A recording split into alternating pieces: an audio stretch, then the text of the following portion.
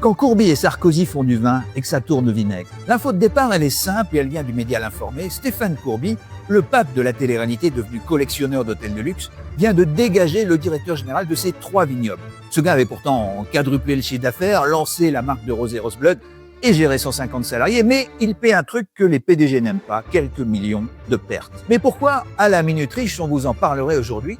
Eh bien parce que c'est le premier couac d'un projet qui sur le papier avait tout d'un business plan de concours et que dedans, il y a des personnalités qui vont sans doute vous intéresser. D'abord, Stéphane Courbet, avec une fortune estimée à 2,6 milliards d'euros, c'est un as du marketing passé de la télé-réalité aux palaces et aux hôtels à 2500 € la nuit. Mais il n'a que 70% du capital parce qu'un des autres actionnaires, c'est Nicolas Sarkozy, oui, l'ex-président de la République, qui a quelques pourcents dans cette affaire et qui vient faire les vendanges entre 2 passages devant les juges ou la prison. Et on n'oublie pas l'ex-première dame, Carla Bruni, qui joue les vigneronnes comme si elle préparait un nouvel album.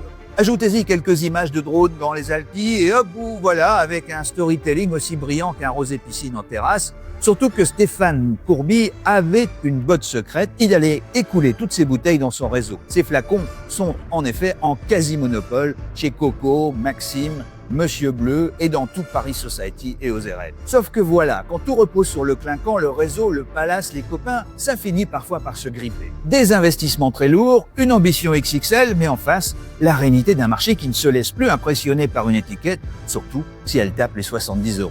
Et la réalité, c'est que produire du vin coûte cher, que l'hôtellerie bio et de luxe coûte encore plus cher, et que la Provence, même photogénique, ne suffit pas à faire s'envoler les marges. Quand un président qui n'aime pas le vin et un milliardaire amateur de paillettes s'associent dans un domaine viticole, c'est pas toujours un succès, et le mélange peut parfois tourner au vinaigre. Et si vous aimez les histoires comme celle-là, abonnez-vous à notre newsletter, elle est gratuite et le lien est en bio.